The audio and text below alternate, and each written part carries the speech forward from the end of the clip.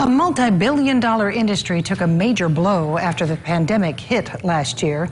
We're talking about the entertainment business. Now, locally, the venues and those who work in that business felt it as much as those of us who simply missed being entertained.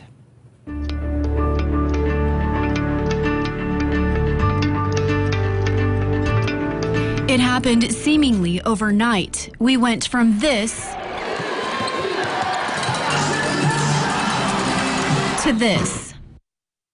I think entertainment and events and even meetings connect people to their passions, right? And it allows for somebody to either be entertained or be educated or, spend time with their family and their friends. For many, it was an adjustment, especially those who work in the industry. It's an $877 billion industry that has just seen, obviously, it's been crippling for the industry at large. Scott Schonecke of the Ford Center in Evansville says they went from having 100 event days per year to empty seats. 2020 was going to be a great year. We had a lot of things booked up, and Cirque du Soleil and some of the fall issues that don't come every year, that we missed out on.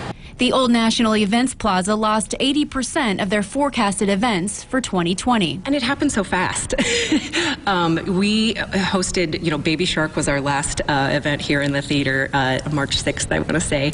And then we had another meeting in the convention center the following week, March 11th. And by that Friday, the mandates were in place that we could no longer host events. Even Hollywood, the entertainment capital, shut down. One Evansville landmark had its own brush of fame with Hollywood when A League of Their Own was filmed there. It, too, had to close its gates.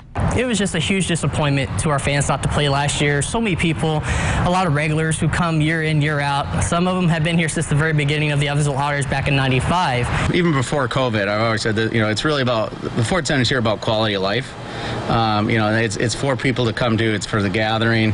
It is a social event. I'd be remiss to not say, the trickle-down effect of what that brings to our community in terms of, economic boon and even just some nightlife and some culture is really important as well. But we've made it this far, and now there's light at the end of the tunnel, so we can get back to all that's entertainment. Our next live public event is going to be April 23rd, and it's the Allman Betts Band, and it will be held in the theater in a socially distanced configuration.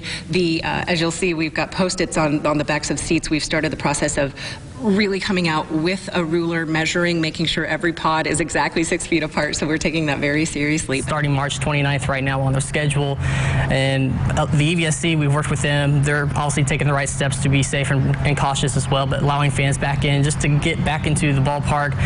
But for us, in our season, the players will report mid-May for spring training. Yeah, we have some shows here in May and stuff that are right now still optimistic. Our owner, Bill Bussing, always likes to say sports has always been kind of a healing tool during the bad times of this nation. So no matter what it is you enjoy most, sports, theater, or live music, many agree that it is one thing that brings a sense of togetherness after a pandemic kept us apart. In Evansville, Joe Wilderman, Eyewitness News.